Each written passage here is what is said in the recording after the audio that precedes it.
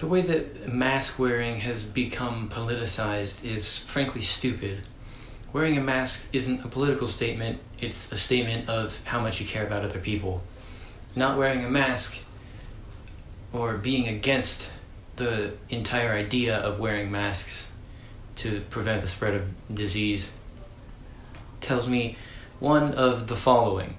You worship one sad man so much that you think he's the definitive source for any medical information over all other much more qualified medical professionals. 2, you care only about yourself and could not care less about what happens to other people and their loved ones. Or you blatantly disregard all scientific evidence, or you just don't know about any of it and are just neglecting to educate yourself for no reason. And if you belong to one of those previous groups or some other subgroup of anti-maskers, as they're becoming called, which is a pretty striking parallel between anti-maskers and anti-vaxxers. I feel like there's a pretty big overlap between those groups. But if you're an anti-masker, then I hope this video teaches you something, or at the very least makes you angry. So without further ado, here's the video. A mask, shown here, is meant to be worn around the face and nose area in order to block infectious particles from entering and exiting the nose and mouth area. This helps to prevent the spread of diseases such as one that is pretty popular right now, COVID-19. Fun fact, despite what one person may have told you, we actually know why it's called COVID-19 since we gave it the name. It's actually widely known information. It's called COVID-19 because it was discovered in 2019 in the Wuhan province of China. In fact, the whole thing, COVID-19, stands for Coronavirus Disease 19. While mask wearing only protects you from getting the disease to a certain extent, the main purpose of wearing a mask is preventing other people from getting the disease from you. Many people can have the disease and be what's called asymptomatic, and asymptomatic people can still spread the virus a lot more than symptomatic people who are usually confined to a bed for long periods of time.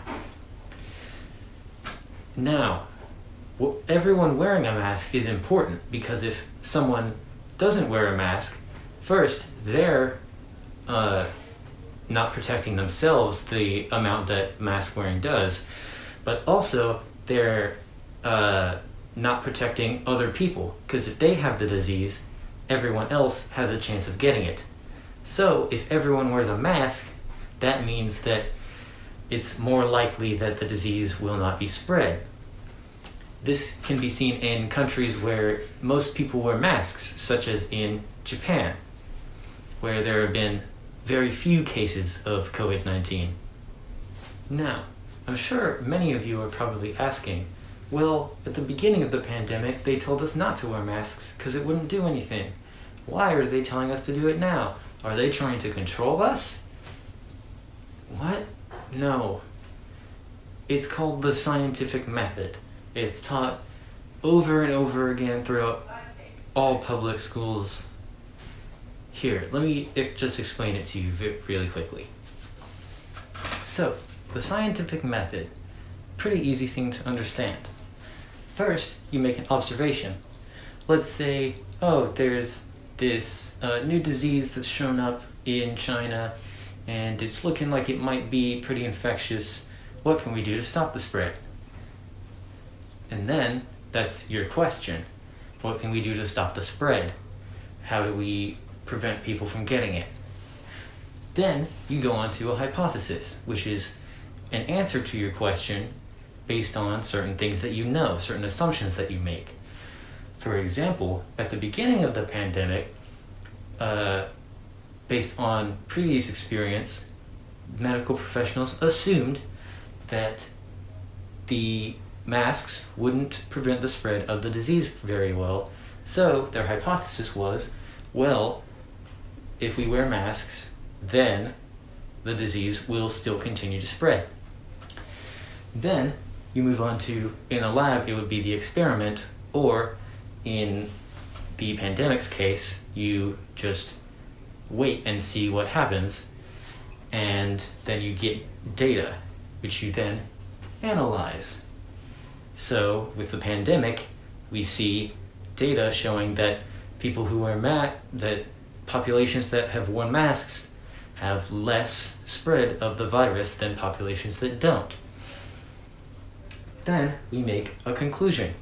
Oh, okay, so that must mean that wearing a mask is more effective at stopping the spread of the disease than we thought. And it's actually pretty effective. So then you make a new hypothesis. Well, if we wear masks, then the disease will not spread very well, which is a new answer to our original question.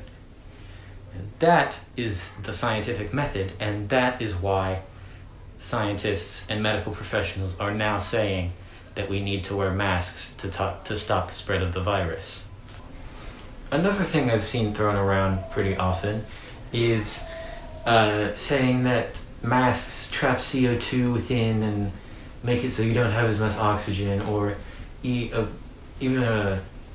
saying that it traps CO2 within, which then you breathe back in, and it lowers your immune system's efficiency or something. That's not what CO2 does to your body when you breathe it back in. In fact, what it does do is, at first it gives you nausea and dizziness, and then you pass out eventually, and then eventually you would die. But, so let's go down this path, this carbon dioxide poisoning path. Let's say that the mask is airtight, like it would have to be for that to make any sense. How many breaths would it take for that to happen? Let's find out. So, first I want to start off by saying that all of the math that I do, I'm not going to be doing all of it on this board for the sake of shortness and convenience, but you can see all the math I do. I'll leave a link in the description to a document that shows all the math that I do. I'll just go through the gist of it for now. So, let's start off. How much carbon dioxide is deadly? Well, about 70,000 parts per million, which basically means for every million particles of air, within that there's 70,000 particles of carbon dioxide. And that's about a 7% concentration. For comparison, the normal concentration of carbon dioxide is about 400 parts per million, or about 0.04%. Now let's move on. The average person exhales about 2.3 pounds of carbon dioxide a day, which is equal to 0.0016 pounds of carbon dioxide a minute. And the average person, on average, breathes about 16 breaths a minute. So, divide those, and we get 0.0001 pounds of carbon dioxide a minute is exhaled by a person, which is equal to 0.0000454 kilograms of carbon dioxide a minute. Next, we have to figure out the volume of air within the mask and use that to find the mass of air within the mask. So, first, we're going to assume that our mask is a semi-ellipsoid. It's more precise than, say, a rectangular prism, and it's doable. You can't do such a rough surface as what a mask is. And we're going to assume that it has axis length of 0.47625 centimeters, 7.62 centimeters, and 5.08 centimeters. So, that comes out to be 38.6111 cubic centimeters. Now, we got to find out how much air is in that volume.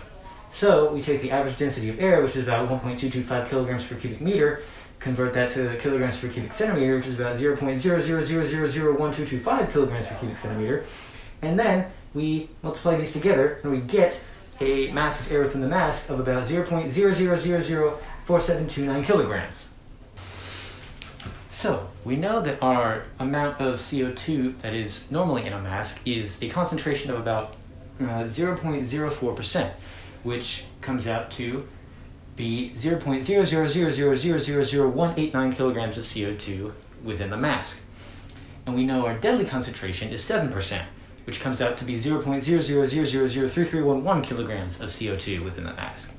So we subtract the numbers and we get how much CO2 we need to add to the mask to get it to be deadly, which is 0.00003292 kilograms of CO2. We bring back our number from earlier, our kilograms per breath, which is 0.000454, and we divide our needed number by that, which comes out to the number of breaths it would take to kill yourself from CO2 poisoning if a mask is airtight, like the people who don't like to wear masks say it is. So, how many breaths is that? Well, it's 0.7, no, it's 0.0725.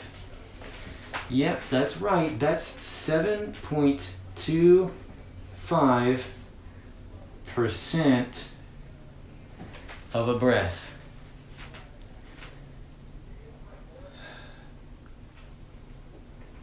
Obviously, I have taken more than 7% of a breath throughout this whole video, and I haven't keeled over from carbon dioxide poisoning.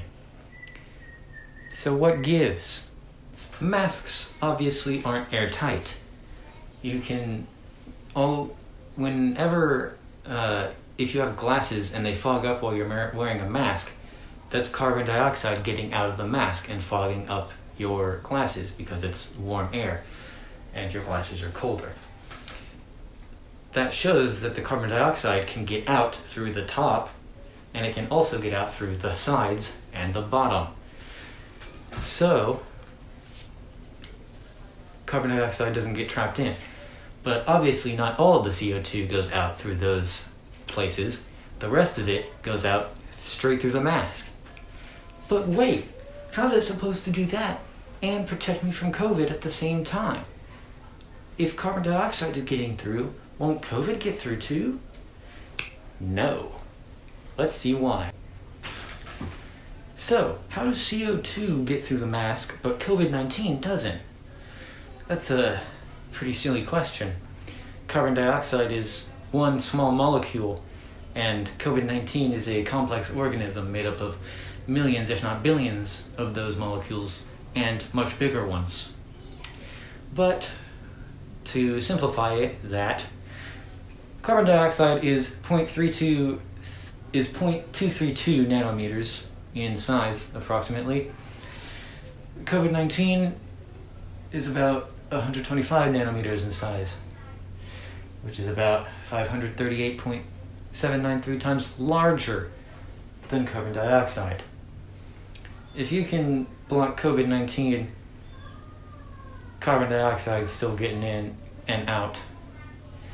Don't worry about oxygen either, because guess what? Oxygen doesn't even have that carbon that CO2 does. It's about 2/3 as large as carbon dioxide, so it can get in just fine too. And now, finally, there's obviously a portion of you who are going to be saying, "Oh, silly, it's all a hoax. It's just a hoax."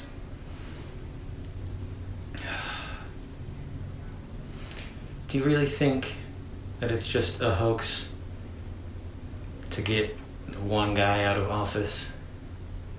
The whole world's in on it. It's so fake that Americans can't go to Europe or other countries because it's so bad. Do you really think that all of those people who are dying or have had the disease are either a fake statistic or paid actors? Do you really think that? Or are you just trying to come up with more excuses? Are you just trying to come up with more excuses to be a terrible person and not care about anyone else? Even if you do truly believe that it's all just a hoax, the whole world's in on it, and it even tanking the economy just to get him out of office. You obviously are admitting at that point that up to this point he's done a terrible job of containing the virus. You obviously know that he's lying when he says it's all under control, because otherwise you wouldn't have to come up with excuses. You wouldn't have to say, oh, it's a hoax. It was rigged so that he couldn't succeed. Because he could have succeeded. He could have done it right. But him being him, he didn't. And it would have never turned out any other way. So, stop making excuses. It's not a hoax. People are dying.